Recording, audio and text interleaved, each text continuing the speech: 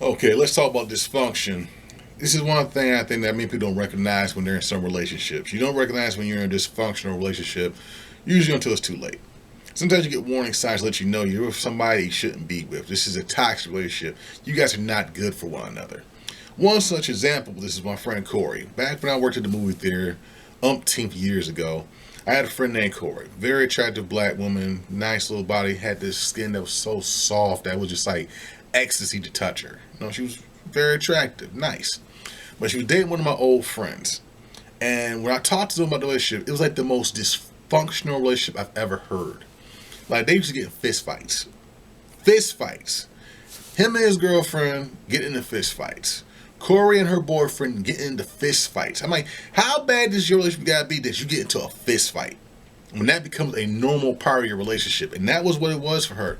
She said one time her and him got into a fight at her house, in her parents' house, in the basement, and he choked her to the point that she nearly blacked out and she was coughing up blood. When she told me this, I kind of sat there and said to myself, why would you bother staying in this relationship? What are the benefits of a relationship when somebody nearly kills you? When you cough up blood, that's pretty violent. That's pretty rough. That wasn't like a friendly slap like, hey, you need to get yourself in order. Not to say that's something I would condone, but when you get into a fight where somebody nearly kills you and you stay with that person, both of you are screwed up. Screwed up to a level that you both need to recognize that. You have to recognize that you're both kind of out of your mind. So like I said, as she told me about it, they would get into these fights all the time. Fist fights. And she didn't feel like it was nothing dysfunctional about it. It's like, you guys are not good for one another. You two shouldn't be around one another. I should never ever have to even remotely think that the only way I can communicate to you is with my hands. Only way I can communicate my point to you is to beat the living fucking crap out of you. That should never have to be on the table. Yet for some people that's on the table. There are dysfunctional couples there. They don't feel right unless those kind of moments occur. And it's pitiful. It really is pitiful. And that's why I wanted to bring it up. Because sometimes you don't recognize you're in a dysfunctional relationship. You don't recognize that you are having more worse times than good times. I had a friend recently. He was dealing with his girlfriend or his ex, and he punched her in the face. He said he got so angry dealing with her that it got to that point where he punched her. He attacked her. And I was thinking to myself, you're in a dysfunctional relationship. The two of you should not be in the same room together no more. The two of you shouldn't be together.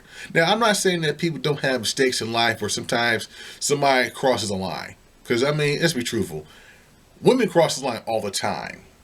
And the thing about it is, men a lot of times retaliate in the worst of ways, which is usually by violence. And that's why I tell a lot of people that before stuff gets to that point where it can get elevated to a point where where you feel like you need to attack someone or you can't control yourself, you need to diffuse that and get out of that relationship. Or you need to get away from that person. Because I said, women a lot of times will go to that level because women are emotional. Women will say stuff to you. Women are almost like have like a little mini Wikipedia in their head of things they can say to you to piss you off that will get an immediate emotional reaction out of you. And a lot of times they want emotion to come out of you. They want you to, communicate. They want you to feel what's going on in the moment. But sometimes they go a bit too far. And when they go that extra length to get that emotional reaction on you, they don't know. Sometimes they were looking for a spark and they get a fucking explosion. They get somebody who slap the living crap out of them. And I'm like, you should never have to worry about getting to that point. You both should be able to show restraint in how you interact with one another. And some people can't do that.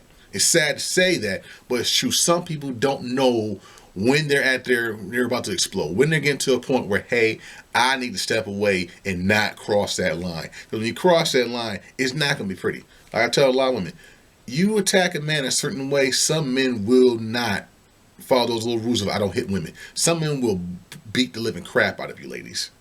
Same thing with men.